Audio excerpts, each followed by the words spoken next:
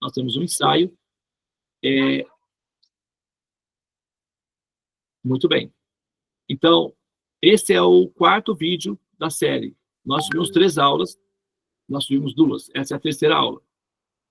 Mas nós fizemos uma prévia, que foi um ensaio sobre a canção, que também vai fazer parte, né, dessa playlist, que é o estudo que nós estamos fazendo da canção Pais e Filhos, né, que é do Renato Russo. E o objetivo é a explicação do porquê o céu é azul. Okay?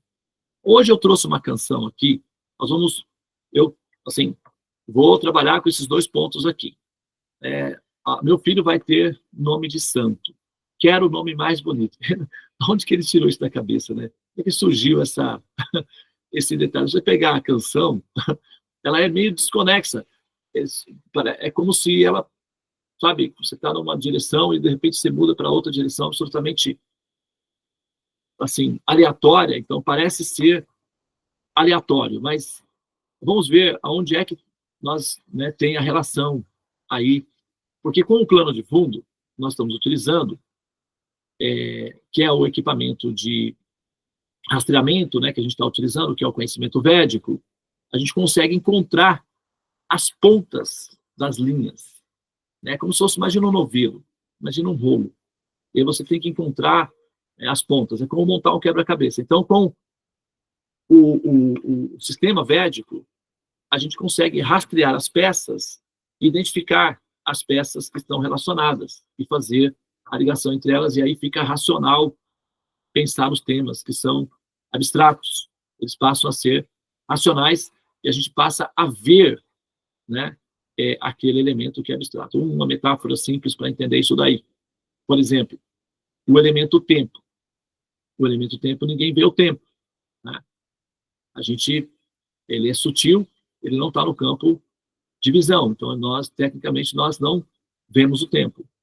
Entretanto, o nosso sistema operacional, que é o nosso cérebro tridimensional, ele vê coisas que são, na verdade, a energia desacelerada no tempo, que é o que nós chamamos de matéria, que é aquilo que a gente chama de matéria bariônica, coisas materiais, na verdade, elas são energia desacelerada no tempo, que se aglomeram e formam fungos. Esses fungos são as pequenas partículas que se acumulam e formam átomos, que formam moléculas, que formam células, que formam, sabe, órgãos, objetos, etc. Então, tudo que nós vemos, que nós chamamos de realidade, mundo material, toda essa coisa que nós chamamos de real, na verdade, é puramente energia desacelerada no tempo.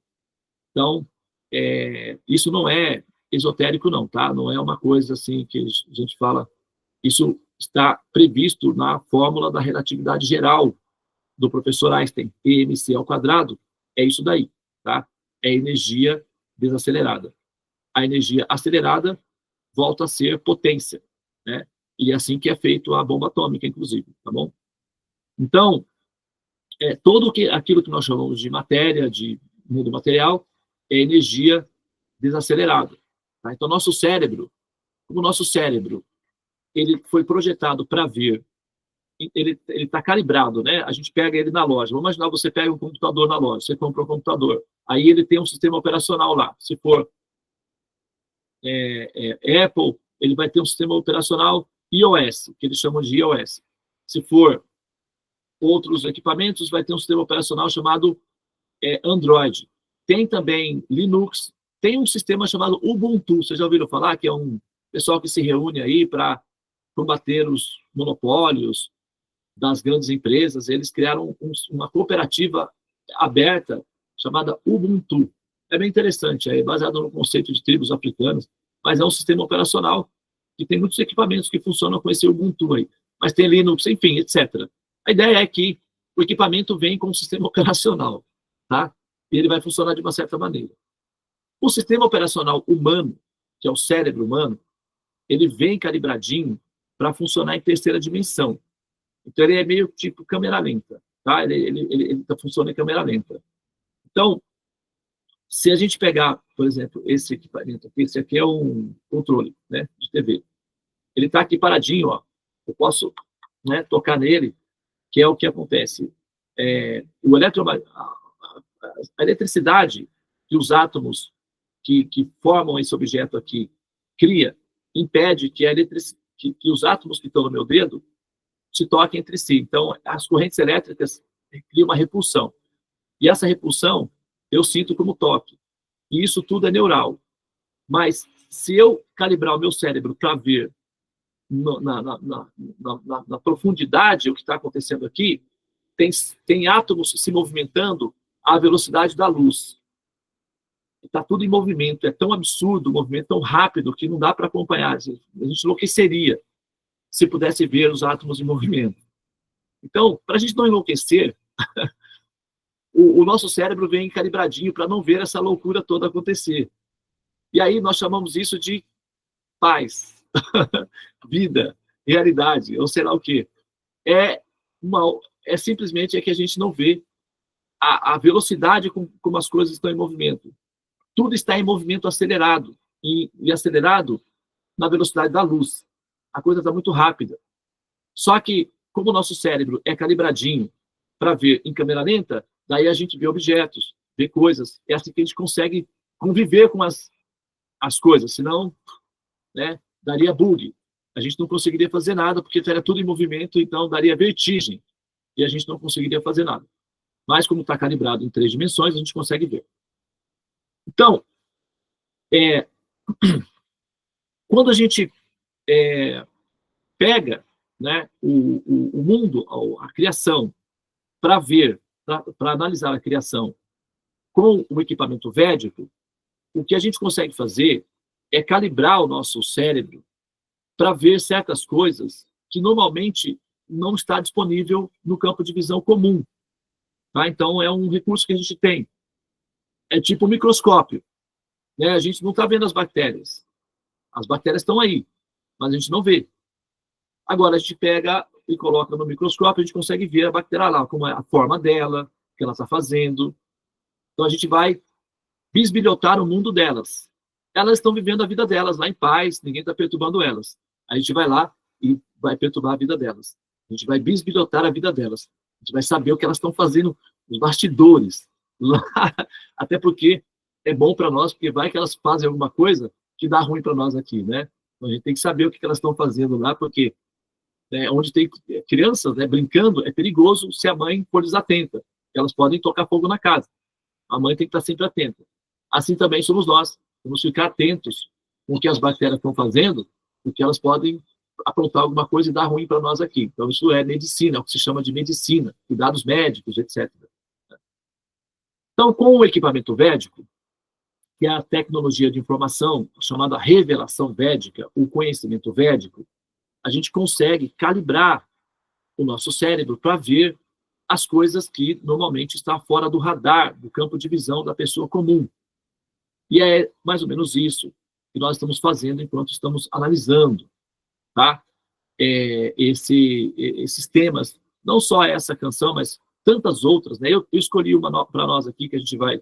Acho que muitas de vocês já ouviram muito essa canção, ela é extremamente linda, ela tem 3 versões, né? Tem a versão original, do cantor original, que é a que eu trouxe hoje aqui para nós. Tem um cantor recente chamado Jimmy Cliff, que também cantou, é jamaicano, ficou muito famosa recentemente, e tem uma outra pessoa que cantou recentemente essa canção também, que é muito linda. Mas eu trouxe a versão original para a gente ouvir hoje. Então, essas músicas, elas têm, como eu falei, as 3 fases, né, das interfaces, que elas estão relacionadas com a fase comum, que é o que todo mundo vê, que é o que todo mundo percebe, que é o que todo mundo canta, que é o que todo mundo interage. Tem uma fase que é uma fase mais íntima, que é a fase psicológica do próprio autor, que é o que o autor entendeu, que é o que o autor quis dizer, que é o que ele conseguiu aprender. E tem a fase que é transcendental ao próprio autor, que está fora do alcance até mesmo do próprio autor, que é a fase transcendente, porque essas canções, muitas vezes, elas são downloads, a maioria das vezes, no caso, né, que elas estão relacionadas, elas são downloads que transcendem ao próprio autor. Tem uma entrevista do Almir Sater, ele explicando aquela canção Ando Devagar, né, porque já tive pressa. E numa entrevista, ele admitiu isso. Olha, essa canção eu não escrevi isso Isso daí foi uma psicografia, eu recebi essa canção, assim, eu nem sei o que está acontecendo. Depois é que eu fui perceber a dimensão da profundidade dela, eu também me encantei com ela, claro, mas eu não teria capacidade de fazer isso. Isso veio para mim, é uma psicografia, ele mencionou, ele colocou como psicografia, né? Um download que ele fez ali. Então, tem a fase da canção que transcende ao próprio autor. O autor, ele não é o senhor da canção, ele não é o proprietário absoluto da canção. Ele é o proprietário intelectual, ele tem direitos intelectuais, direitos autorais, ele será respeitado por isso. Mas as canções, elas transcendem aos seus autores, aqueles que fazem, né, no download da informação em si. E aí nós estamos olhando a canção nesse nível aí, que é a parte metafísica dela. Tá bem? Então, novamente, relembrando, são 3 fases. A fase genérica, que é a fase comum, que é a fase que emociona as pessoas, que elas cantam, mas elas não estão, assim, fazem algumas interpretações, mas não é a pauta delas interpretar. É uma fase que elas estão curtindo a música. A segunda fase, que é a pesquisa, que é a fase acadêmica, a investigação filosófica da canção, né? E aí entra a própria também dimensão psicológica do autor que faz a canção. E tem a observação do ponto de vista metafísico, qual é a informação metafísica intrínseca à canção. Ok? Tudo bem? Para revisão? Tá? Muito bem.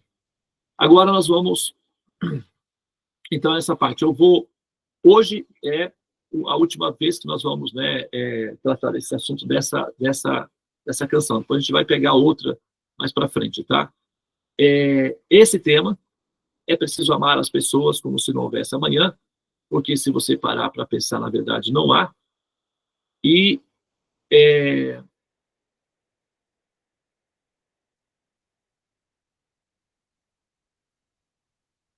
só um minutinho.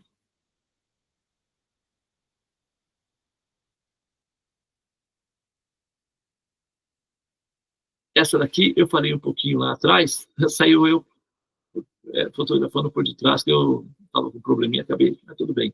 O importante aí é o que está escrito. Tá? Essa parte aqui, né? Eu moro com a minha mãe, mas meu pai vem me visitar, eu moro na rua, não tenho ninguém, eu moro em qualquer lugar. E essa daqui eu já morei em tantas casas, que eu já não me lembro mais, eu moro com os meus pais. Ok? Então vamos lá. Vou começar por essa daqui. Meu filho vai ter nome de santo. Quero o nome mais bonito. Outro dia, acho que foi antes de ontem, eu recebi um vídeo de um vídeo de humor, né? Em que a mulher ia fazer registro do filho, né? Ela tinha 3 filhos. Aí ela foi fazer o registro de um filho. Aí chegou lá e queria colocar Michael Jackson Pereira da Silva. Aí a menina, a atendente, objetou, falou, esse nome não é brasileiro. Aí ela falou, não, mas eu já registrei 2 filhos antes, né? A minha filha, por exemplo, chama-se Janis Joplin. Janis Joplin Pereira da Silva. E o meu filho, o meu segundo filho, como não é filho, todos eles têm pais diferentes, né? O segundo, né, era uma confusão, um rolo lá de relacionamento lá. Só que tinha uma que tinha um pai diferente. Esse daqui, por exemplo, esse daqui chama-se George Washington Góes Oliveira, que esse aqui é filho de outro pai. A moça do cartório ficou indignada com aquilo. E agora a senhora quer colocar o nome de Michael Jackson. Isso daqui, você tem filhos ou você você tem uma conferência de Oscar? O que você está querendo fazer da sua vida? E aí brigaram lá entre elas, deu uma confusão, deu um rolo lá. E no final, ela conseguiu registrar o filho com Michael Jackson Pereira da Silva. Daí, a atendente olhou assim no final e disse, assim está o Brasil. Assim, como é que vai ser daqui para frente? O que vai ser daqui para frente? Ela saiu aqueles... Aí ela comentou assim, filho de pobre é assim, coloca o nome de artista com a esperança de que vai ser alguém da vida.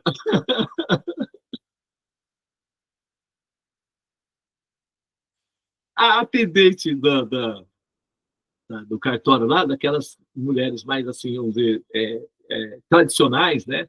Aquela pessoa mais tradicional, mais séria, com aquele jeito mais sério de ser, né? Depois ela fez esse comentário, porque uma pessoa que estava próxima dela perguntou: por que você acha que as pessoas fazem isso? Aí ela deu esse comentário: é muito simples, minha filha. Filho de pobre. Por que eles fazem isso? Porque eles têm a esperança de que os filhos vão ser alguma coisa na vida. Então, eles dão um estímulo. Tal. Mas aí, eu não estou falando isso daí, tá? Isso é humor, então essa acidez aí é coisa dos humoristas, né? Bom, agora, se a gente pegar aqui para o nosso assunto, que é um pouco mais, né, que não é nessa frequência aí, a gente está fazendo um estudo aqui, meu filho vai ter nome de santo. Né? A gente pode pegar esse conceito aí e trazer para dentro do nosso tema. Porque qual é a nossa esperança? É que alguém vai nos salvar. Nós terceirizamos a nossa responsabilidade, né, para uma instância em que a nossa esperança é transferida para outra pessoa. Por que nós transferimos a nossa esperança? Por que nós terceirizamos a nossa responsabilidade? Porque estátuas e cofres, ela se jogou da janela do quinto. Nada é fácil de entender. Me diz por que o céu é azul, explica a grande fúria do mundo. Ou seja, a coisa é caótica, né? A coisa é caótica, é muito complexa, é muito grandiosa, e nós somos convencidas a admitir para nós mesmas que a nossa capacidade de compreender,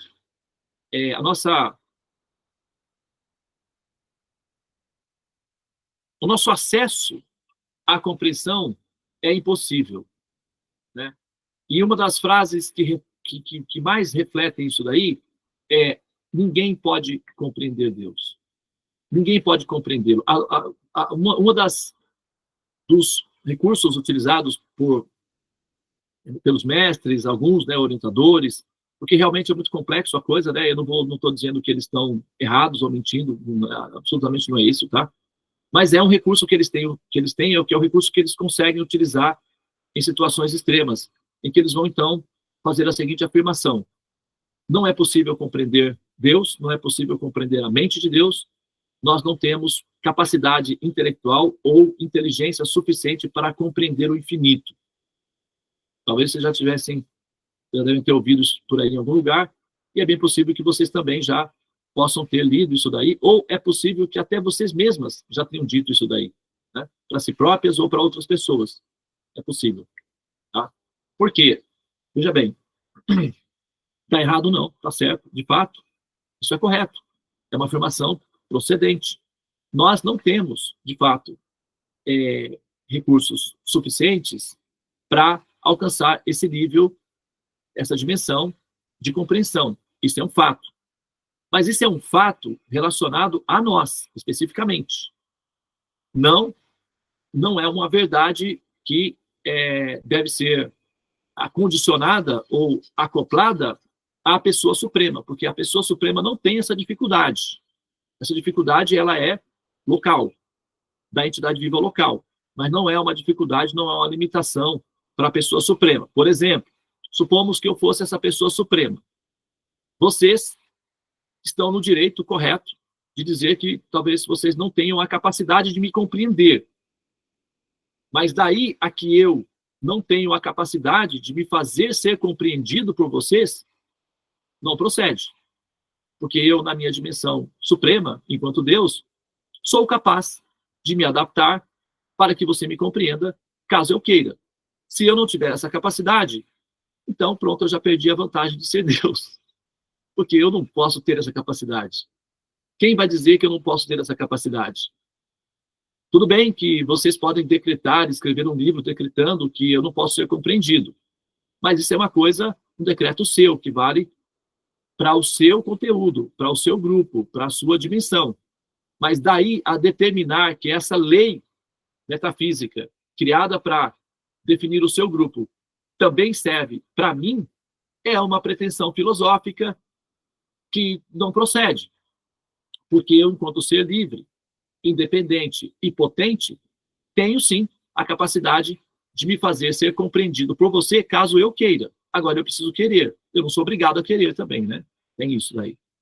Entretanto, se eu for estimulado de alguma forma e eu desejar ser compreendido por você, por que eu deveria ficar limitado ao fato de você ser limitado? Eu posso adaptar o seu sistema operacional para me compreender. Ou não posso? Posso ou não posso? Então, a verdade de que nós não podemos compreender Deus é válida só na primeira instância. É igual leis, né? Às vezes você perde no estadual, mas consegue o recurso no federal, e no federal você ganha. Aí no final você ganhou. Né? Então, é um fato que nós não somos capazes de compreender o Supremo, mas não é um fato que o Supremo não seja capaz de se fazer ser compreendido por nós. Então, se ele quiser ser compreendido, nós teremos capacidade para compreendê-lo. Compreenderam isso? Faz sentido? É racional isso? Ok? Qualquer pessoa racional pode entender isso, certo? Então, não tem a ver com religião especificamente. É um raciocínio lógico que requer um pouco de bom senso e predisposição em ser livre, pensador. Tá? Não tem a ver com religião ainda. Okay? É só uma investigação natural que qualquer pessoa pode fazer, partindo do princípio de que a probabilidade de Deus é um ente procedente. Agora, bom, vou dar uma metáfora, mas uma outra metáfora para finalizar aqui a conjectura, para facilitar aí, tá? Já falei isso aí algumas vezes, já dei essa metáfora algumas vezes, vou dar novamente, tá? Imagina que você está, supomos, né? Agora, imagina que você está numa praia no litoral de São Paulo, ou do Rio de Janeiro, ou de Salvador, enfim, qualquer parte do Brasil, você está no litoral. E o desafio é você deve chegar, atravessar o Oceano Atlântico e chegar até a Índia. Esse é o desafio. E você tem à sua disposição um caiaque, um pacote de granolas, 5 litros de água mineral. Tem a pá também, né? Tem o remo, porque, pelo amor de Deus, sem remo não dá para fazer nada, né? Aí você olha para esse equipamento assim, e fala, eu vou morrer. Eu certamente vou morrer no caminho. E aí você vai e diz para o desafio, olha, não vai dar, é impossível. Né? Você está errado? Você pode, se você fala, é impossível chegar na Índia. Ninguém chegará na Índia nessas condições, é impossível. Você está certa. É correto fazer essa afirmação. Ninguém chega na Índia. É impossível chegar na Índia sob essas condições. Você nunca vai conseguir. Certamente você vai morrer. A sua conclusão é correta. Você vai morrer no caminho. E você não quer morrer. Então você desiste do desafio. Você para, não, deixa quieto. Não vou nem tentar. Eu vou morrer. Ok. Agora, se a situação mudar, se for oferecido um barco com tripulação capacitada, com um capitão que saiba dirigir, com combustível, está tudo ok.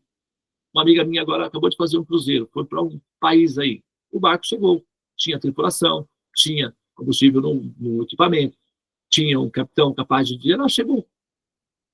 Né? Confortavelmente numa cabine, nem precisou nadar. Ela chegou sequinha. Então, se houver um barco ou um avião, por exemplo, que chega até mais rápido, então aquilo que era impossível torna-se possível. Como? Com recurso, tecnologia e conhecimento. Porque você precisa ter conhecimento de navegação, de domínio do equipamento, mas se você tem alguém que o faça por você, basta você adquirir o ticket. Né? Por exemplo, agora na sala nós temos 3 pessoas que estão indo para a Índia em breve. Né? A Márcia Regina está ali só esperando da hora de ela pegar o voo. Está ali com o coraçãozinho dela batendo ali. A Andréa Braceres e a nossa querida Batim Brindavan. Todas elas estão ali, ó, fizeram uma maloquinha entre elas, uma panelinha entre elas, e vão nos deixar para trás. Já pensou? Danadinhas delas, né? Mas elas vão lá nos levando no coração, não é verdade? nós estamos junto com elas lá, nos locais de peregrinação. A sala dos mantras vai ficar, ó, piedosa e enriquecida, né, com a peregrinação delas. Mas você acha que elas têm condições de chegar até a Índia, pobrezinhas, né? De bicicleta, andando, não vai. Agora, elas vão entrar no avião confortavelmente e vão pousar na Índia. Então, aquilo que é impossível se torna possível com recurso tecnológico e conhecimento. Então, nós podemos fazer a seguinte afirmação: é impossível compreender Deus. Se você tiver à disposição recursos tecnológicos frágeis, vulneráveis, enfraquecidos ou insuficientes, aí está certo, correto. É uma afirmação correta. Está tudo certo. É isso mesmo. É impossível compreender Deus. Entretanto, se você tem à disposição os equipamentos de tecnologia, que são as metáforas análogas e os conhecimentos védicos, especificamente os conhecimentos especializados na arte de rastrear a mente do Criador, identificando, aí pronto, já ficou mais fácil, já é possível. Aquilo que é impossível, né, aquilo que é veneno para uns, é remédio para outros. Sabe? Aquilo que é impossível para uns é absolutamente natural para outros. Por exemplo, você não pode sair para a rua portando uma arma e dizendo para as pessoas: pare aí, eu preciso saber quem você é, investigar você. Você não pode fazer isso, porque você não é autorizado. Mas se você for um policial, você pode não apenas portar uma arma, como você também pode parar qualquer cidadão, interromper o caminho dele, interromper o movimento dele e dizer: pare, eu preciso verificar você. Ele pode fazer isso, ele tem poder de fazer isso. Então, portar uma arma é proibido, mas não para todas as pessoas. Algumas pessoas são autorizadas a portar uma arma. Então, compreender a mente do Criador talvez seja impossível, mas não para todas as pessoas. Algumas pessoas são autorizadas a fazê-lo. É só para saber que essa imposição absoluta, ela não é válida absolutamente. Ela só é válida para aqueles que se enquadram nelas. Então, a desistência é algo natural quando você está com equipamentos precários.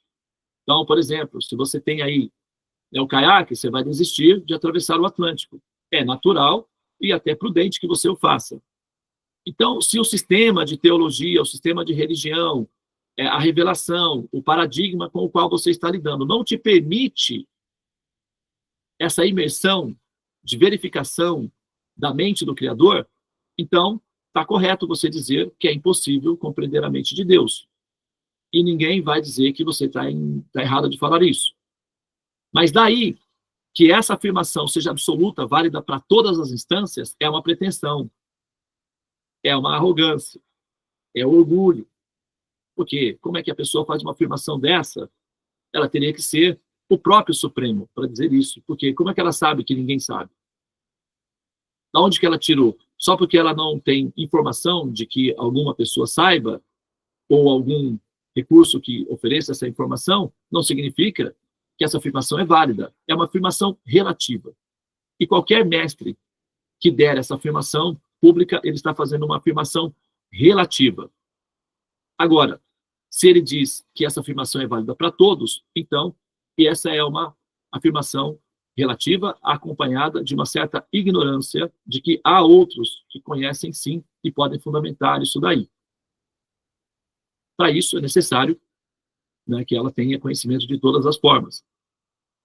Nós estamos lidando com um tipo de tecnologia de informação que nos permite fazer esse rastreamento.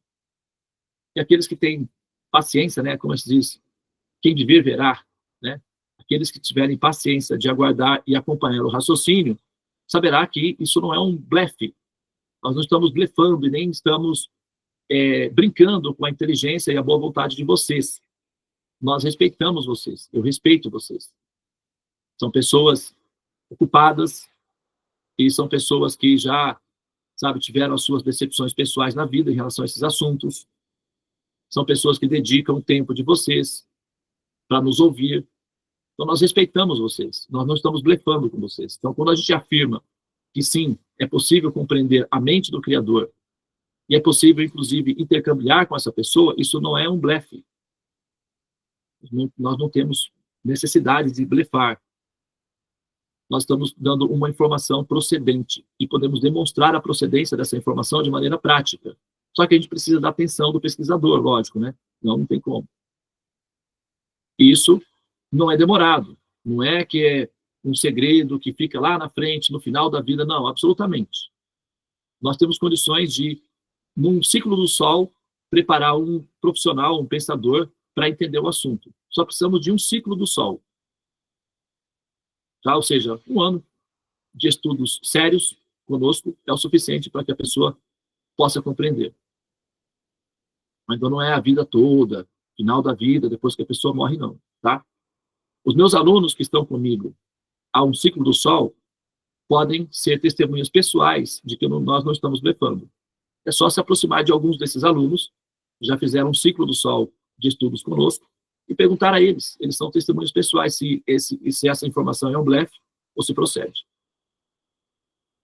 Tá? Tem alguns alunos nossos que já têm um ciclo do sol. Aí está a Debbie tomando o chazinho dela, relaxada, que já fez o ciclo do sol, já completou o ano letivo, né? Agora está... né? A Debbie está presente, está me ouvindo falar. Se eu estivesse blefando, ela seria a primeira a dizer, olha, eu tenho um protesto aqui para fazer. Há outros alunos na sala que já completaram o ciclo do sol comigo. A Rosa está presente.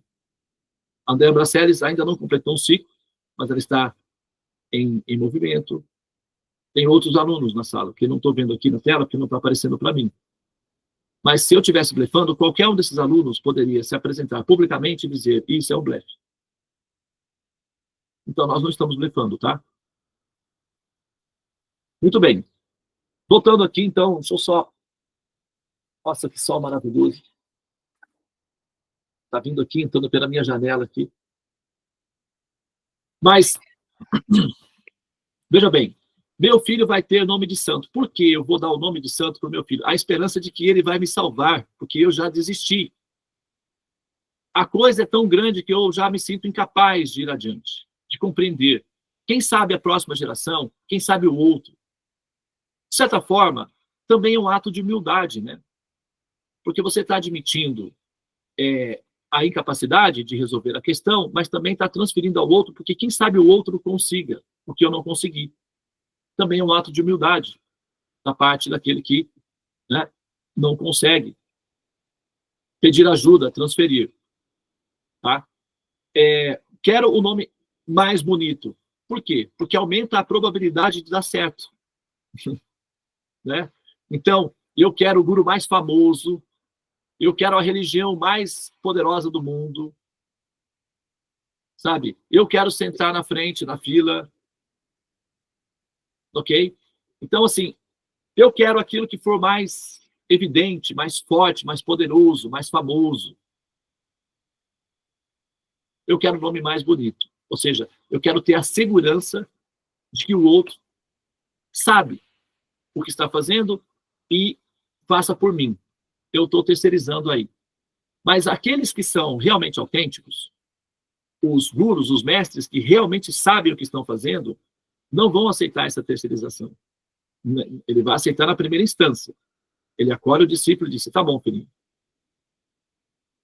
Eu dou conta de fazer isso. Ah, que bom. Então pode fazer que eu vou para casa dormir. Querido, não é assim. Você vai fazer junto comigo. Se eu não sou seu empregado, seu funcionário, seu Dakshina não me compra. Não é assim que funciona. Você vai aprender comigo. Eu me responsabilizo de te ensinar, mas você vai ter que aprender. É assim que o guru autêntico faz. Não é assim que uma professora autêntica faz na sala de aula? Quem já deu aula? Não é assim? Ah, professora, eu não sei fazer. Ou então a mamãe, ah, mãe, eu não consigo fazer esse dever de casa, faz para mim? A mãe fala, eu faço com você. Senta aqui, vamos fazer juntos. Aí faz juntos. É uma mãe autêntica, é assim. Tem mães que, para se livrar, né, dessa responsabilidade, faz para o filho. Mas aí dá um bolo lá na frente, né? Ela não tem paciência de ficar ensinando o filho ali. Aí ela vai e faz, e tá, vai, entrega lá para a sua professora, lá, se vira lá. Tem mães que fazem isso. Mas na maioria não, felizmente. Então, sempre que você... Um guru, um mestre, que ainda é um rascunho, um protótipo, ele vai ficar satisfeito com você rezando para ele. Ele vai ficar satisfeito com você adorando ele. Ele vai ficar satisfeito com você dando dinheiro para ele. Ele não vai perturbar você.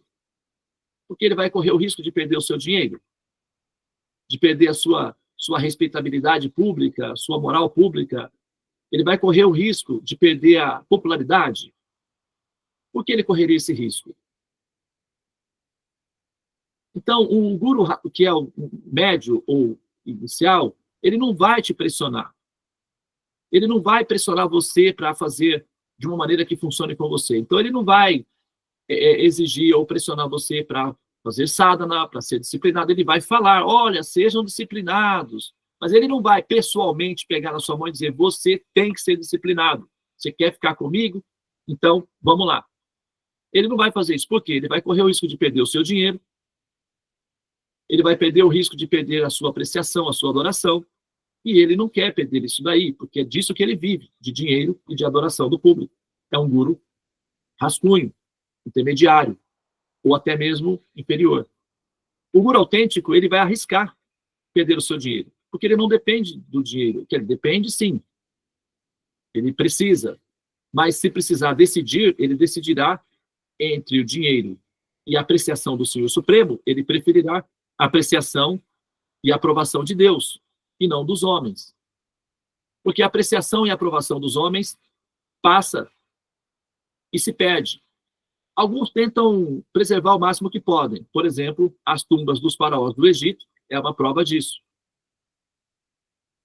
Mas o tempo mostrou que não deu certo. Então, preservar a popularidade entre as pessoas comuns é um erro de cálculo que alguns mestres adotam. E o resultado é que os discípulos se prejudicam porque eles permanecem na ignorância. Como os discípulos são vaidosos e querem ter a sensação de que tem um guru mais importante, eles acham que isso é o suficiente para evoluir, ter um guru, que eles rezam e eventualmente dão dinheiro. E aí fica por isso. Então, eu quero o guru mais bonito, eu quero o guru mais famoso, ou eu quero o nome mais bonito para o meu filho. Meu filho vai ter nome de santo, quero o nome mais bonito. É uma vaidade pessoal para assegurar segurança emocional e segurança religiosa. Nem sempre dá certo. Em alguns casos, até dá como placebo, mas, em última instância, acaba não funcionando. Então, o mestre espiritual, ou o guru, ele vai ensinar você a como você se resolver. Ele assume a responsabilidade. Eu assumo a responsabilidade de te equacionar. E você assume a responsabilidade de me acompanhar. A responsabilidade é minha. Os passos são os seus. Portanto, me acompanhe, por favor. Esse é um guru autêntico. Sempre que você encontrar uma pessoa assim, você está diante de uma pessoa autêntica. Do contrário, vaidade das vaidades, tudo é vaidade embaixo do sol. Sociedade de enganadores e enganados. No Rio diria, do morro sempre desce um otário e um malandro. Eles se encontram lá embaixo. Tem esse ditado no Rio de Janeiro, não tem? Eu já ouvi esse ditado aí. Do morro desce, todos os dias, um malandro e um otário. E eles sempre se encontram lá embaixo. No Rio de Janeiro tem esse ditado. Prabhupada diria, essa é uma sociedade de enganadores e enganados. A vaidade torna o enganado vulnerável aos enganadores. Vaidade da vaidade das vaidades. Tudo é vaidade embaixo do sol, assim diria o Salomão, nos provérbios, né? Então, essa fala, meu filho vai ter o nome de santo, quero o nome mais bonito, revela uma condição humana, falta de recursos técnicos de conhecimento, uma admissão honesta de incapacidade de ir adiante, uma terceirização, de certa forma, com humildade, mas também um vício constitucional que mantém as pessoas presas e acostumadas às celas do renascimento. Então, elas se acomodam à religião, que é mais fácil de controlar, só rezar e dar dinheiro, e terceirizam a responsabilidade de si mesmas para a religião ou para os mestres. O que, na prática, em última instância, não funciona. Funciona como placebo, acalma a humanidade, porque as religiões têm essa função de ser uma espécie de anestésico, e funciona muito bem. O Marx falou isso daí, ele não foi muito bem interpretado, né? Ele falou que a religião era o ópio do povo. Mas a religião é realmente um anestésico, porque acalma a população ansiosa e amedrontada com a existência. A religião é muito boa, como anestésico, as pessoas ficam bem nas religiões. Mas elas não resolvem a equação, em absoluto. Tá? Elas são apenas um estágio. E essa parte da canção fala a respeito da dinâmica em que a humanidade está envolvida em relação às suas ligações de dependência ou de terceirização para a religião. O conhecimento é libertador. A religião é um anestésico. Então, você pode viver sedado a vida toda? Claro que sim. A religião é um sedativo. Mas é o conhecimento que cura a doença, da ignorância, chamada avidia. Tá bem?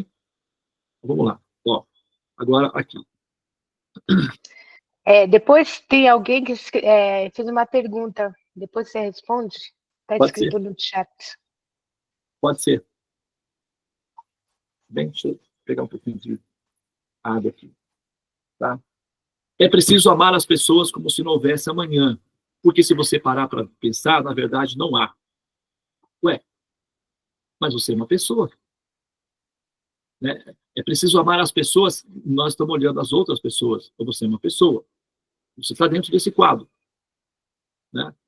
E amar-se, realmente, às vezes a gente fala, a gente pega, né? A gente olha para os nossos filhos e diz assim, meu filho, eu te amo. Ou a gente olha para um amigo, para uma pessoa e diz, eu te amo. Mas até onde realmente nós amamos? Porque, veja bem, é claro que isso não é uma exigência, até porque a coisa é muito complexa, mas o amor, quando ele é perfeito, quando ele é completo, quando ele é superior, ele inclui a alma. Correto? Você não pode amar o corpo da pessoa. Porque se você amar o corpo da pessoa, você vai querer preservar o corpo para sempre. Né? Você está falando holisticamente, de forma conjunta, né? De forma integral. Amar a pessoa integralmente significa também amá-la enquanto alma. E amar um ser integral também significa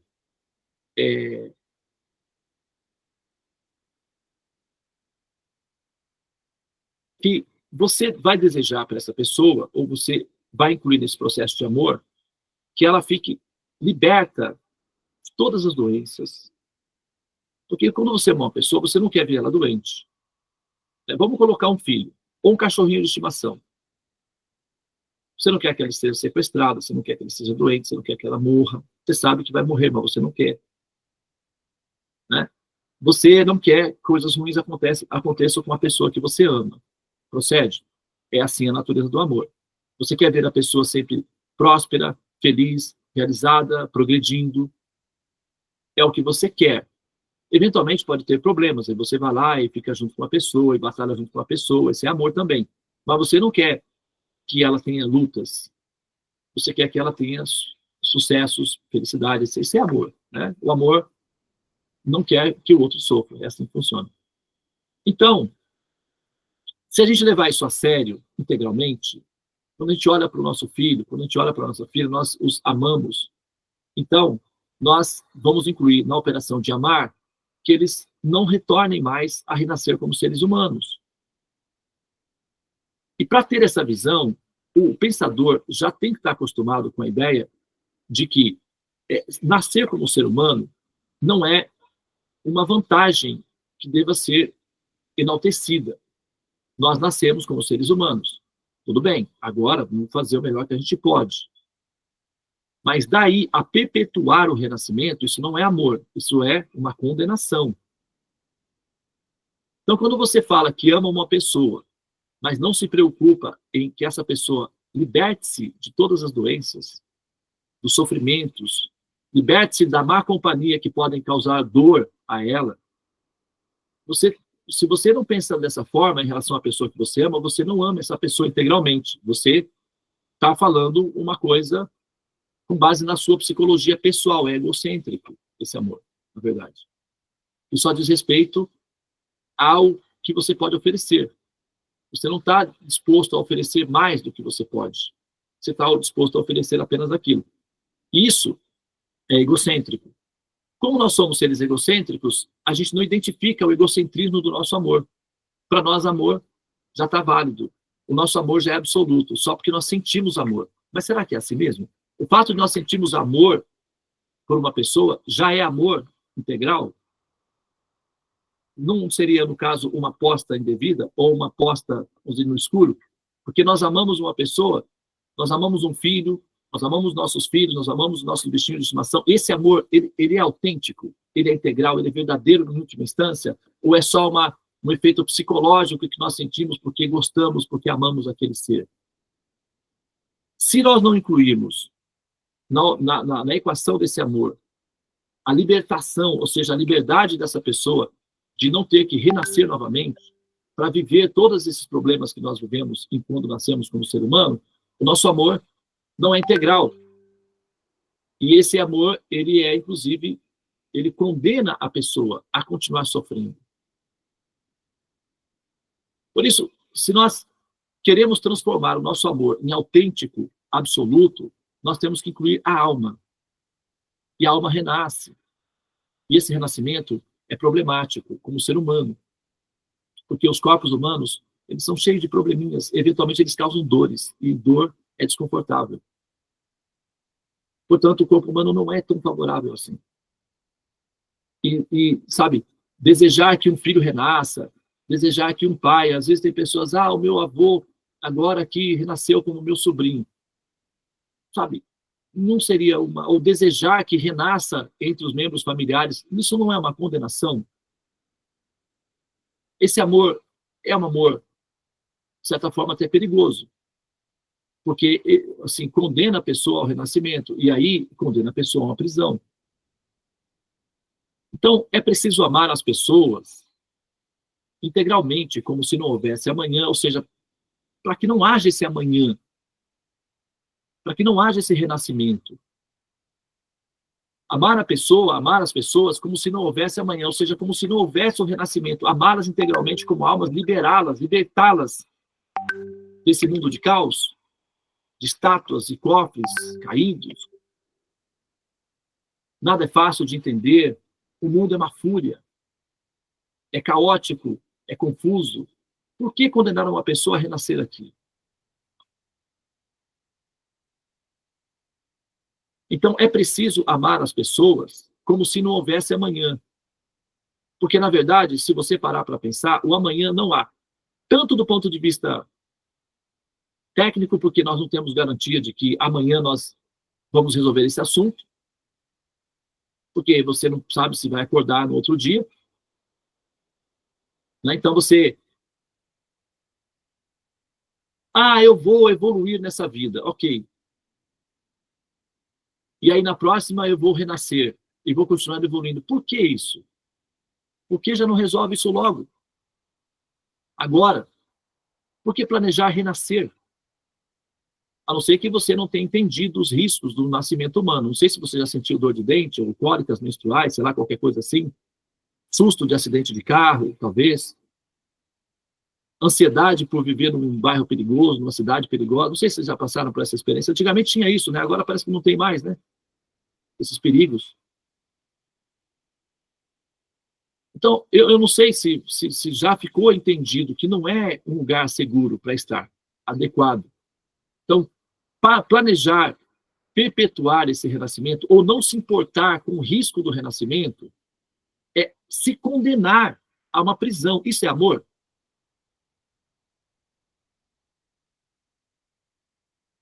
Então, se a ideia, se a proposta aqui, amar as pessoas, e nós somos pessoas, como se não houvesse amanhã, então isso inclui amor de alma, o que significa que você, ao amar-se a si próprio, vai também preocupar-se em libertar-se do cativeiro, dos renascimentos, da ignorância. Ah, mas dá muito trabalho, Devani. Você nem imagina como é que é a minha vida. Eu não tenho tempo. Pois é, você tem razão. O Henry Ford, certa vez, disse que se você diz que você não é capaz de fazer uma coisa, ou se você diz que é capaz de fazer uma coisa, em ambas as afirmações você está correto.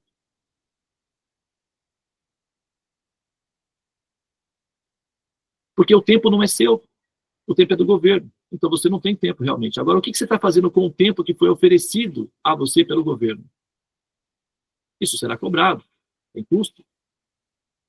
Então, quando você diz que não tem tempo para dar atenção aos assuntos absolutos, você deve estar usando esse tempo, que é recurso do governo, para outras funções. Quanto isso vai te custar? Se você olhar no espelho, vai ver o quanto custou.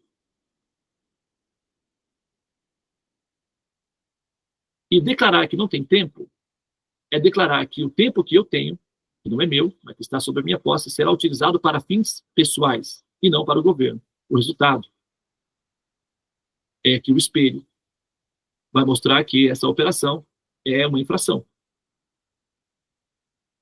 Então, o ideal é amar as pessoas como se não houvesse amanhã, ou seja, dar atenção a você integralmente. Não foi dito, ama o teu próximo, bem como ama a ti mesmo?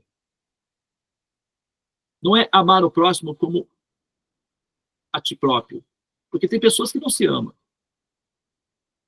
Por exemplo, a pessoa que não se preocupa com a sua liberdade pessoal enquanto alma, não se ama integralmente.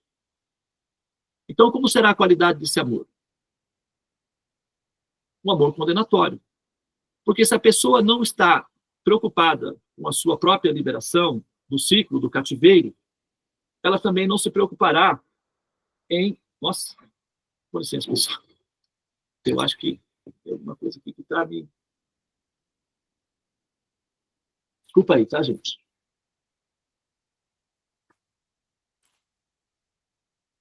Piorou. Agora sim. Faz sentido o raciocínio? Vocês estão acompanhando o raciocínio? Porque se a pessoa não se preocupa, não se ama a ponto de incluir a si mesma enquanto alma, como será o amor dela ao outro? Um amor condenatório. Porque vai obrigar, o amor dela contamina o outro com a seguinte mensagem: renasça, criatura, eu te condeno. Como assim? Então, ama o teu próximo bem como a ti mesmo. Ama o outro e ama a ti próprio também.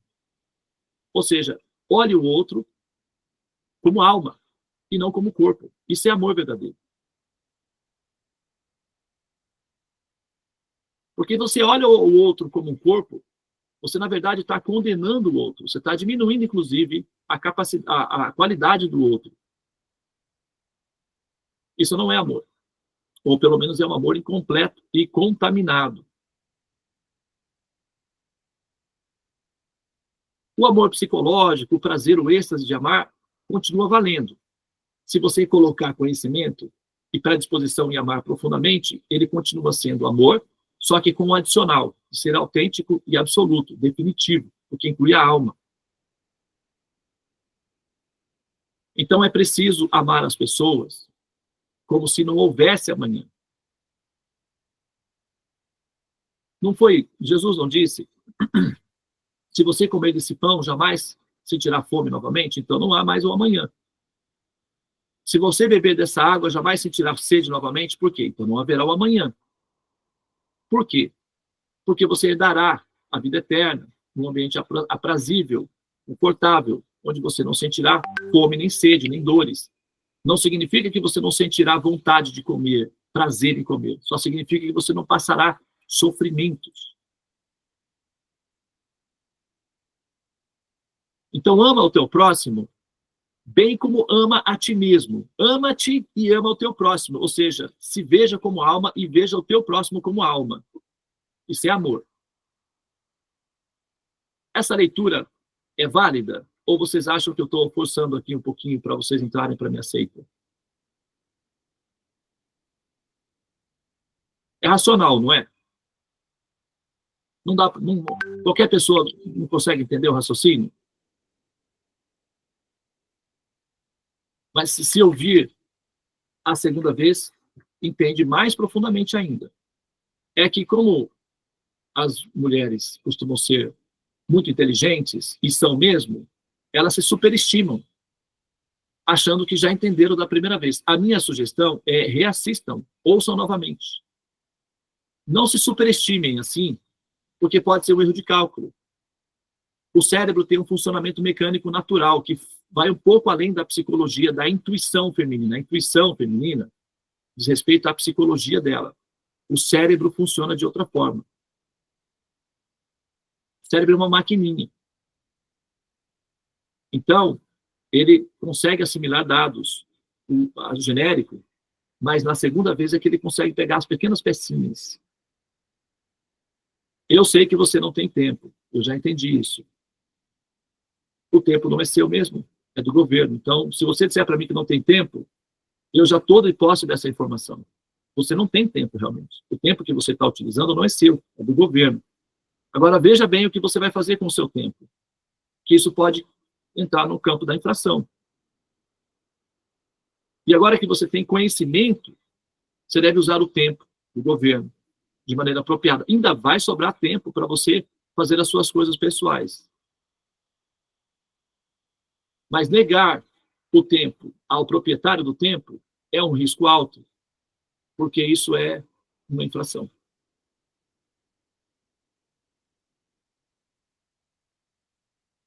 Ok? Quem tem ouvidos, ouça. Quem tem olhos, veja. E quem tem juízo, acorda a criatura. Tá? Porque é necessário amar as pessoas como se não houvesse amanhã. Você está partindo do princípio de que amanhã eu resolvo isso. Como assim? Você tem um amanhã? Ah, tá. Então você é um... Deve ser um Deus, né? Uma coisa assim. Não é possível, só se for. Porque você dizer que tem um amanhã, a garantia disso daí, ensina para nós esse recurso aí, porque ó, aqui está todo mundo pobrezinho disso daí, viu? Falando sério, estamos bem devagar nesse campo aí. Mas se você tem, então tem que ensinar para nós. Tá bem? Vai pensando aí como é que você vai fazer para ensinar essa técnica para nós, porque a gente precisa aprender isso daí, né, pessoal?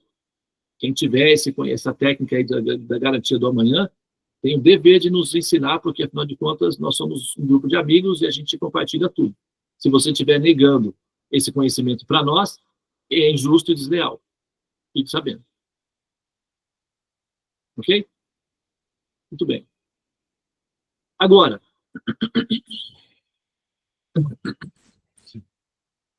perdão.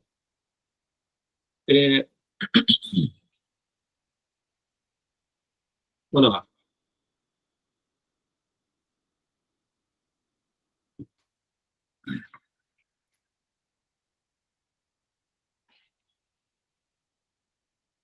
Eu moro com a minha mãe, mas meu pai vem me visitar.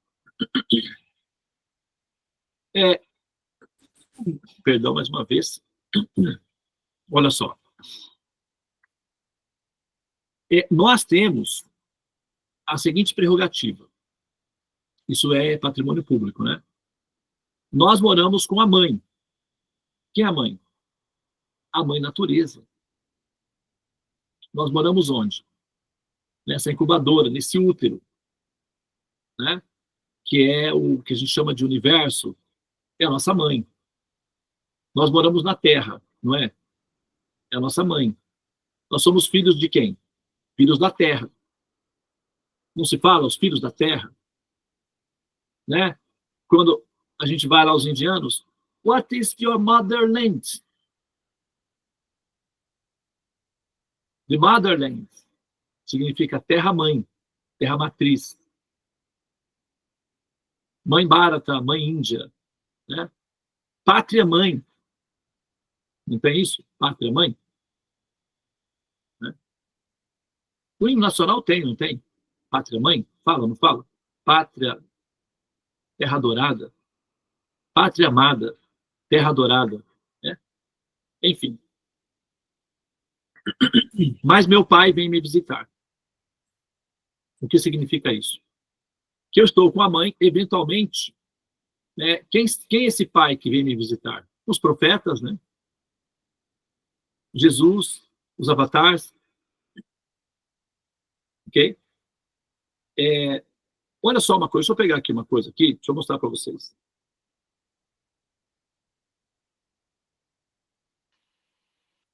Então, depois, no final, eu mostro. Vou dar sequência no raciocínio aqui para não perder aqui o fio da meada. Eu moro com a minha mãe, mas meu pai vem me visitar. O que está sendo dito aí? Eu moro na Terra, eu moro nesse universo, nessa criação, moro na criação. Eventualmente, meu pai, que são, né, no caso, aí você tá, o mantra, né, a informação, parte de né, de uma pessoa que está relacionada ao cristianismo, você pode associar isso a Jesus. Se fosse um muçulmano, poderia ser o Maomé. Se você vai na mitologia dos Tupi-Guaranis, você tem lá o Tupã, e por aí vai. Ok? Então, a ideia é de que esse pai, ele vem eventualmente nos visitar. Bom, de uma certa forma, é promissor, porque não é um pai abandonador. Né? Porque, pelo menos, no caso, as religiões têm essa prerrogativa de se tratar de um pai abandonador, que não vem, que não mostra o rosto, que ninguém sabe quem é, ninguém nunca viu Deus. Então, a ideia de um pai abandonador é mais ou menos terrível do ponto de vista da questão psicológica, emocional. A gente falou sobre isso daí lá naquele vídeo lá nós estudamos a canção daquela menina, a Débora Blando, Inocência, né? Nós falamos em detalhes sobre esse assunto aí. Quem quiser, é só pegar lá no nosso vídeo lá, tem todo o diálogo em torno daquela canção, né? Fala sobre isso daí. O pai que não vem, né? Mas aí, aqui,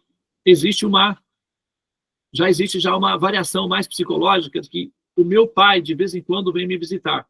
Por quê? Eu acho que, se eu não me engano, eu acho que o cristianismo, das religiões formais na humanidade, afora o Vaishnavismo, que aí já é outro assunto, eu acho que é a única religião que associa a pessoa, o profeta, com Deus, tornando a pessoa, o profeta como sendo Deus. Por exemplo, para o cristão, Jesus é Deus.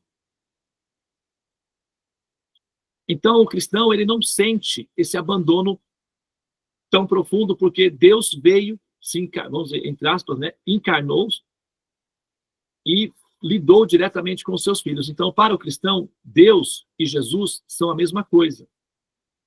E como essa canção ela está sendo refletida, né, retratada por um cristão, então vai sair essa concepção de que meu pai veio me visitar.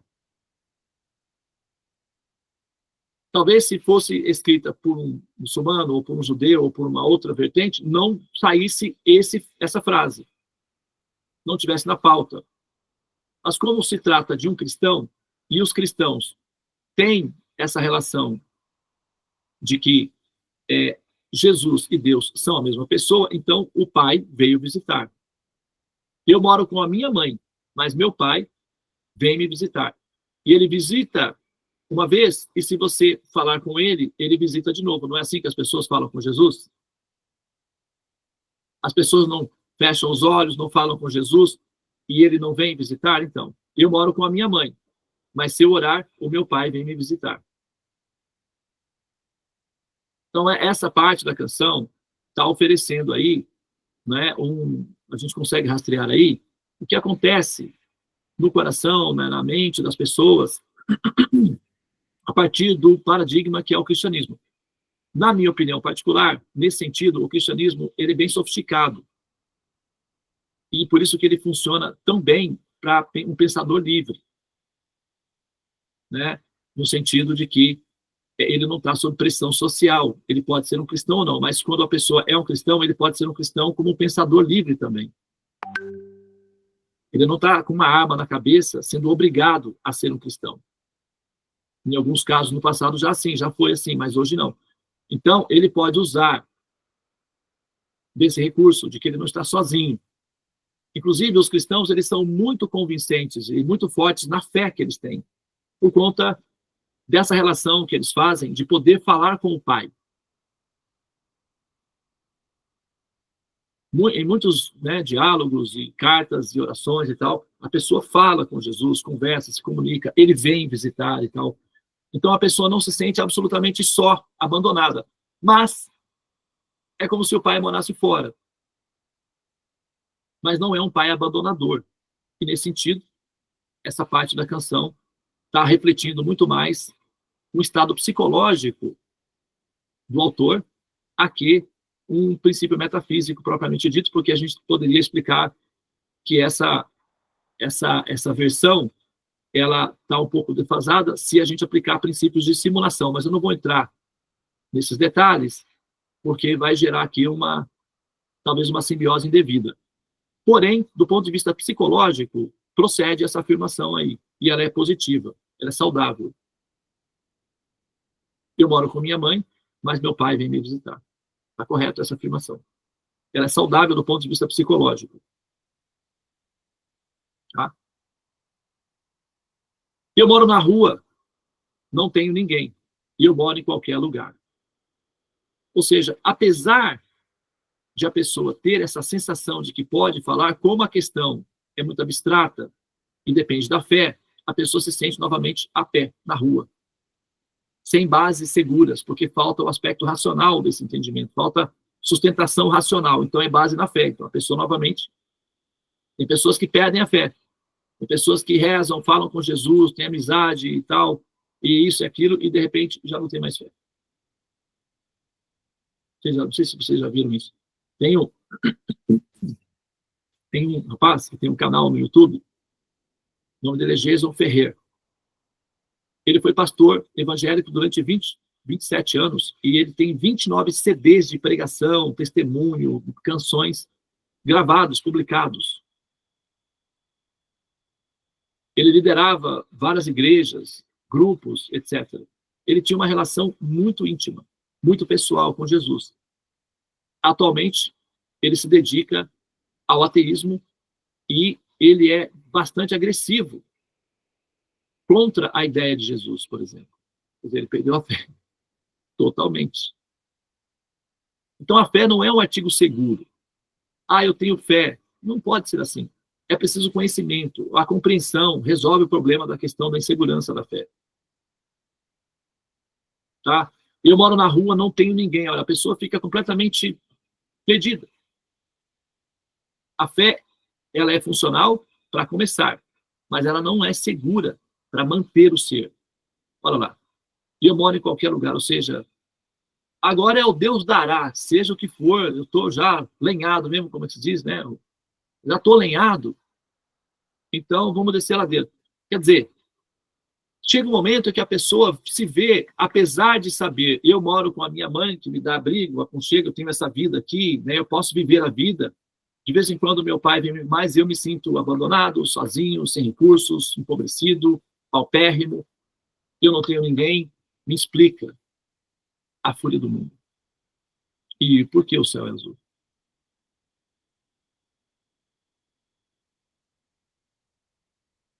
Entende? Então, essa parte da canção revela a condição psicológica de uma pessoa religiosa piedosa, comum, que não tem suficiente informação de tecnologia que permitiria com que ela pudesse ir adiante nesse procedimento, porque, eventualmente, a pessoa tem crise de fé. Mesmo as pessoas que têm uma fé, né, a pessoa tem uma fé boa, uma fé forte, ela está sempre rezando para não ser tentada na fé. Ela tem que vigiar, porque a tentação pode abalar a fé dela a qualquer momento. Então, ela tem que ficar rezando ali como quem gira os pratos, né? Tem que ficar girando os pratos. Ela tem que fazer uma manutenção do sistema de fé constantemente, porque ela pode, eventualmente, cair por conta das tentações do mundo. Então, não há segurança, não há garantia. a pessoa está meio que... Assim, quando ela se sente segura, muito segura, quando a fé dela está muito forte, muito vívida, ela está tendo realizações místicas pessoais, aí ela se sente muito segura. Mas esses momentos, eles não são permanentes. A vida vem, eventos, abalam a nossa fé, e aí o que acontece é nesses momentos em que a pessoa se sente, eu moro na rua, na verdade eu não tenho ninguém, porque a mãe natureza é furiosa, eventualmente, e ela própria pode me causar danos. Então, eu, na verdade, eu moro com a minha mãe, mas não é tão seguro assim morar com ela. Né? Outro verso aqui, inclusive, esse verso anterior aqui, ó.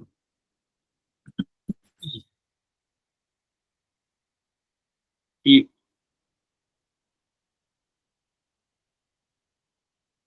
ó, dorme agora, é só um vento lá fora.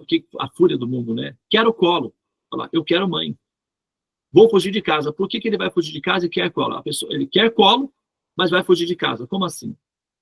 A pessoa quer o colo, a mãe está lá. Vai para o colo da mãe. Mas ele está querendo fugir de casa. Como assim fugir de casa? Ele quer sair do mundo. Ele quer sair dessa convivência com essa mãe furiosa, que eventualmente mostra insatisfação, ou seja, bipolaridade. Aí tem terremotos, tem tsunamis, tem isso, tem aquilo, tem as questões, né, da convivência com os outros irmãos. Então eu quero, né, não tem, as pessoas não falam assim às vezes, então tá, para o mundo que eu quero descer, não tem isso daí? Quem já ouviu isso? Para o mundo eu vou descer? Né? Então, dorme agora, ou seja, relaxa, né, assim, sabe, esquece. É só um vento lá fora, vai passar, essa fúria da mãe vai passar. Eu quero colo, mas não dá, eu vou fugir de casa, eu quero fugir de casa, eu quero sair, eu preciso sair daqui, é perigoso. Posso dormir aqui com vocês? Ou seja, eu estou com medo, eu tive um pesadelo, só vou voltar depois das 3. Por que 3? Por que não 4? Por que não 5? Por que não meia-noite? De onde é que surge essa intuição de 3? Vocês sabiam que, bom, 3 é o fator fundamental. No símbolo do OM tem o 3, né? Vocês repararam que no símbolo do OM, a base do símbolo do OM é um 3? O 3 gera o infinito? Então, você tem 3 cores primárias, 2 cores não geram infinito, o 3 é que gera. Né? Você sabe, as pessoas costumam acordar às 3 horas da manhã, vocês sabiam? Tem isso, né? A pessoa acordar às 3 da manhã, de repente acordou, era 3 horas da manhã. Se pegar no YouTube, fenômeno acordar às 3 da manhã. Que fenômeno é esse? Tem várias explicações para gerar, são explicações místicas, esotéricas e tal. Agora, se você for a um hospital e pegar o relatório das pessoas que falecem, principalmente de problemas respiratórios, de cada 10 pacientes, 7 falecem nesse horário, entre 3 e 6 da manhã. A partir das 3 e 6. Por quê? Tantas pessoas falecem nesses horários, na madrugada. É muito comum as pessoas falecerem nos hospitais nesses horários. Por quê? Porque a Terra esfria. Não tem sol. A Terra esfria. E quando a Terra esfria, a capacidade dos pulmões de reagir, de adaptar-se a esse resfriamento da Terra, decresce. Falta sol, falta calor. Então, a pessoa falece. Muitas vezes como consequência do esfriamento da Terra. Isso é um fenômeno da física. Então, as pessoas acordarem às 3 da manhã, o cérebro coletivo, que é a rede, sabe que esse horário é perigoso, estar dormindo. Porque tem muitas pessoas que estão morrendo nesse horário.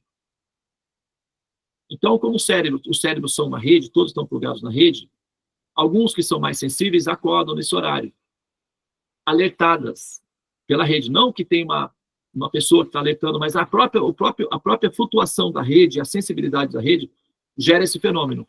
Então, muitas pessoas costumam acordar voluntariamente, ou seja, assim, do nada, às 3 horas da manhã, por conta desse fenômeno que está em andamento.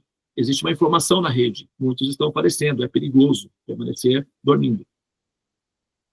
Essa é uma das funções pelos quais, no sistema védico, os sábios orientam para que os seres humanos acordem nesse horário, a partir desse horário, entre 3 e 5 da manhã. Não fiquem dormindo nesse horário. É perigoso.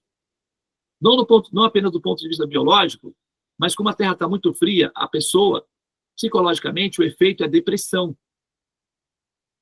Porque ela se alimenta do frio na escuridão. Isso aumenta a probabilidade de depressão. E a depressão é muito ruim. Então, os sábios convidam as pessoas para acordarem. Porque ao acordarem, elas vão entrar em raja. Elas estão em tama, inércia. Aí é frio. A terra, por exemplo, embaixo é fria. Você faz um buraquinho embaixo, coloca a mão lá para você ver, é frio. Você entra num buraco na terra, é frio. A terra é fria. Tamas. É inerte e é escura. Tamas. Quando você acorda de madrugada, você começa a se mover. Aí você vai, toma um banho, toma um cafezinho, arruma suas coisas, raja, movimento, você aquece o corpo. E esse ato de aquecer o corpo diminui a probabilidade de depressão. É um remédio. Por isso que vocês conseguem lidar com problemas das questões emocionais com muito mais facilidade atualmente, por conta do sadhana. Tem esse efeito biológico, psicológico sobre vocês. É um remédio, é natural.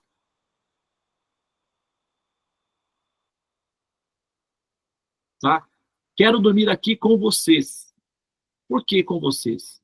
Ele está procurando companhia, está procurando segurança, está procurando acolhimento. Por quê? Ele fugiu de casa, ele está com medo. A casa não é um ambiente seguro, a terra não é um ambiente seguro. Mas, ao mesmo tempo, ele não sabe para onde ir. Porque ele vai ficar só por um tempo. Porque ele sabe que ali também não é seguro.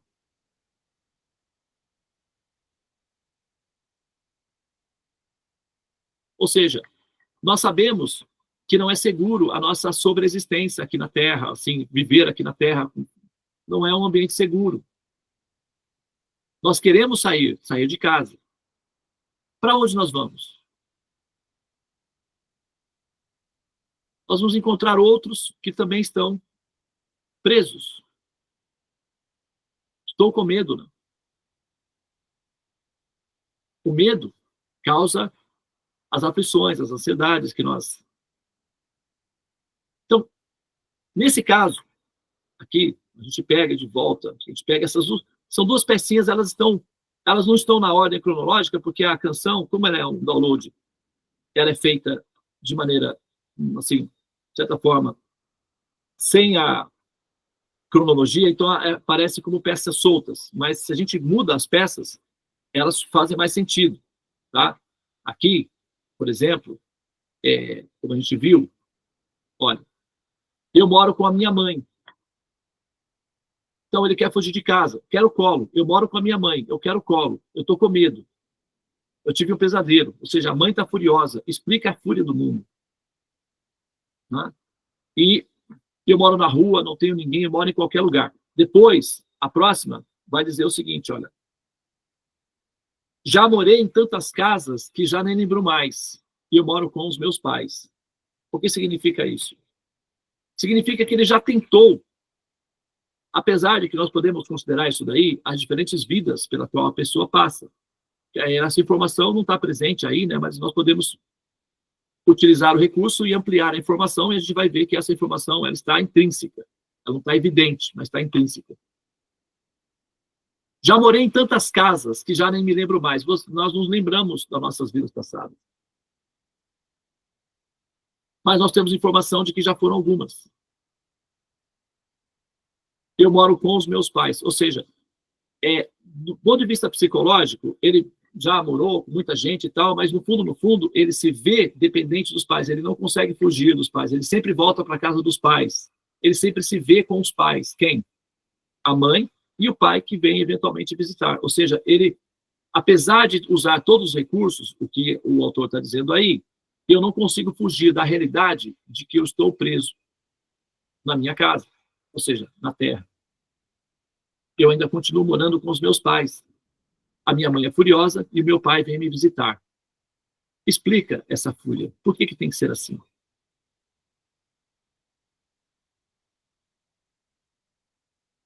O que me acalenta, ou o que me traz paz, o que me acalma?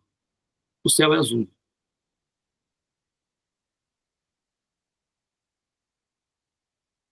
É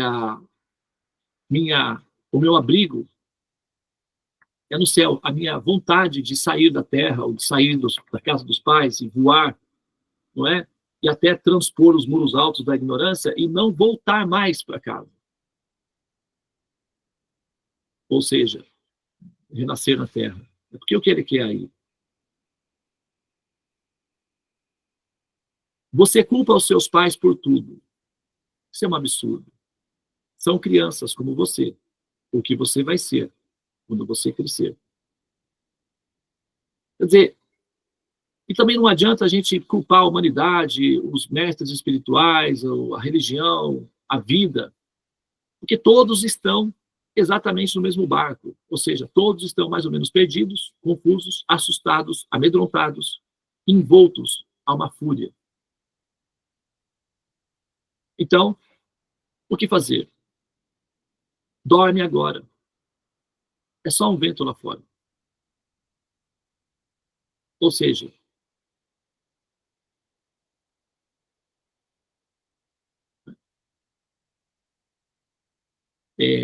esquece isso tudo, faz de conta que não tem nada disso, tenta relaxar, né? Segura o teu filho no colo e abraça os teus pais enquanto estão aqui, que a vida é trembala, parceiro. Como é que é, tudo assim? Como que termina a frase? Você lembra? Que a vida é trembala, parceiro. E a gente é passageiro, prestes a partir. Né? Mais ou menos isso daí. Então, quer dizer, olha só. Agora, toda essa informação aí, ela procede, tá? Se a gente, nós estamos, né, pegando a interface, que é a psique do autor, na relação dele com o mundo, com a metafísica, e nós temos uma outra dinâmica aqui em andamento, que é a nossa, isso daí, quando, assim, está todo mundo envolvido nessa condição, isso nos inclui. Porque, se você olhar do lado, o nosso céu também é azul, a mãe natureza eventualmente está furiosa, né? E aí tal. Agora, a questão é que, apesar de a condição ser igual, ser a mesma, os recursos não são os mesmos. Tá? O autor ele está falando da perspectiva dos recursos que ele tem para interpretar essa condição existencial. Nós estamos buscando, tentando estimulá-los a ou colocar na sua pauta de equações, de possibilidades, o sistema de conhecimento védico, que isso gera uma alternativa de interpretação dessa realidade que pode, que deve, e que é assim que funciona, vai equacionar esse medo. Estou com medo. Tive um pesadelo, ou seja, estou vivendo um pesadelo. Então, nós temos condições de transformar essa condição de medo e de pesadelo para uma condição de consciente e de segurança, de ordem dentro desse caos. E eu não estou blefando. Se eu estivesse me blefando, tem as testemunhas que poderiam dizer isso daí. O que nós precisamos é de um ciclo de sol. É o suficiente.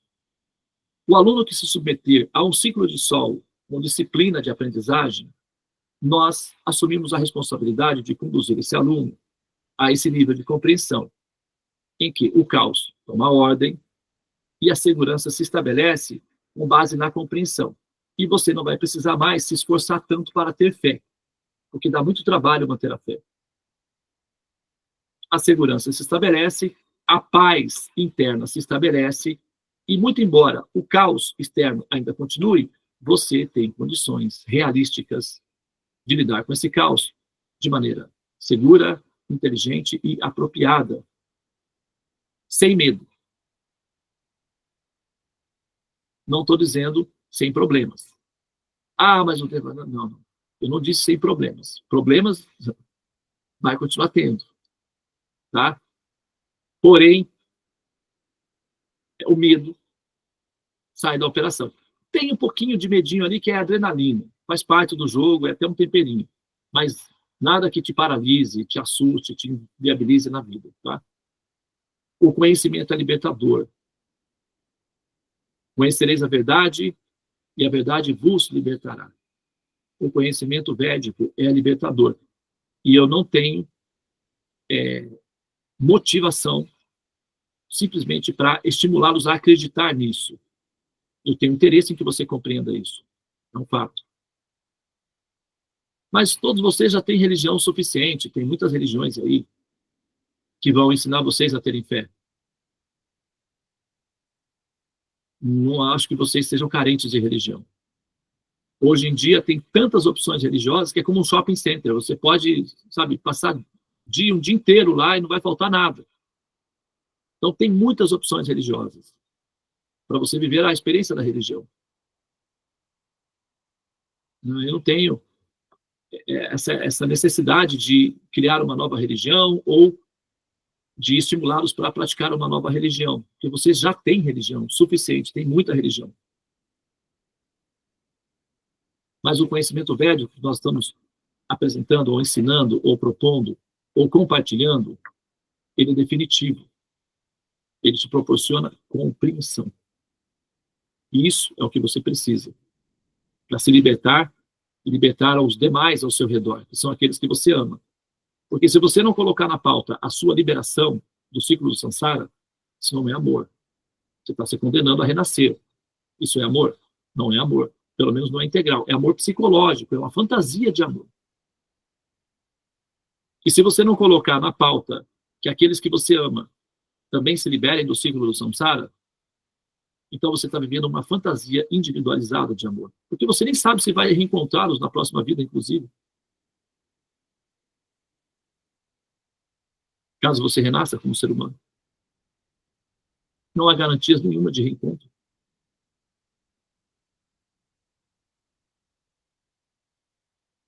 Então é um amor incompleto, inseguro, instável, sem garantias. Portanto, não é um artigo que você pode apostar as suas fichas com segurança, não. A não ser que você o atualize e o torne consistente. No momento, o amor que não leva isso em consideração está incompleto. E não é culpa minha, tá? Não adianta ficar bravo comigo, ficar chateado, porque não tem nada a ver com isso. Isso é uma constatação que você pode ter observando. Não precisa rezar para entender isso. Não precisa ter fé para entender isso.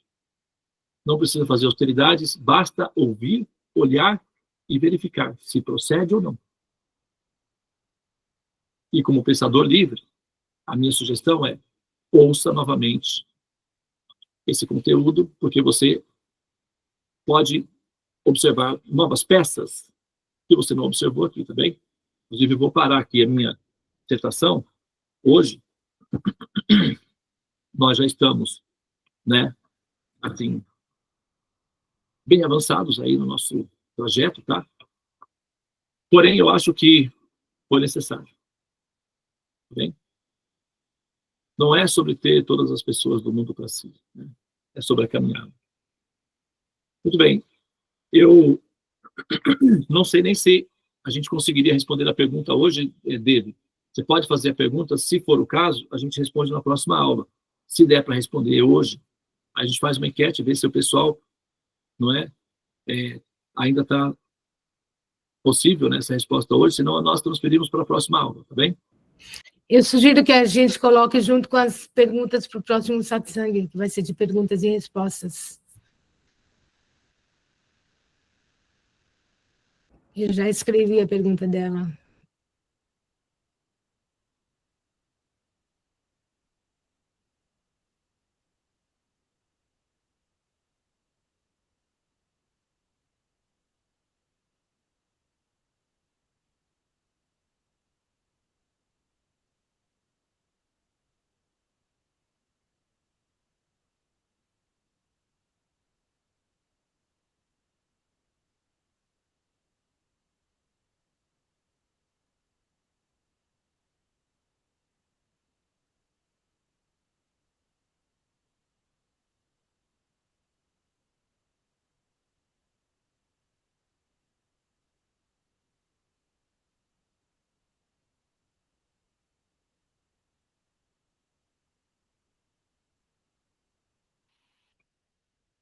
Muito bem. E você pode, David, pode apenas mencionar a pergunta que vai ficar para a próxima aula, para eu saber. Sim, foi a Carla, ela escreveu: bom dia. Deva, o chá de ayahuasca é mencionado em algum texto védico como meio de auxílio para a compreensão do Criador? É uma pergunta de interesse coletivo, né? A gente pode, assim, falar mais detalhadamente sobre isso daí numa aula específica, né? Tá? Então coloca, o próximo sábado vamos fazer um sadhu sanga para zerar as perguntas que estão em aberto. E aí essa daí entra. Tá bem? E tem algumas perguntas que estão em suspensão, né? Muito bem. Eu vou agora, nós podemos, então, eu vou finalizar aqui, tá bem? Om Gyana Timirandasya Gyananjana Shalakaya Chakshuru Militanyana Tasmai Shri Gurave Namaha. Hare Krishna, Krishna Krishna, Hare Hare. Hare Rama, Rama Rama, Hare. Ó energia suprema, amor divino, amamanta, libertador do ser, desperta-me, eleva-me, envolve-me, protege-me. Hare Om Shanti, Namastê, Om Tat Sat, Hare Krishna.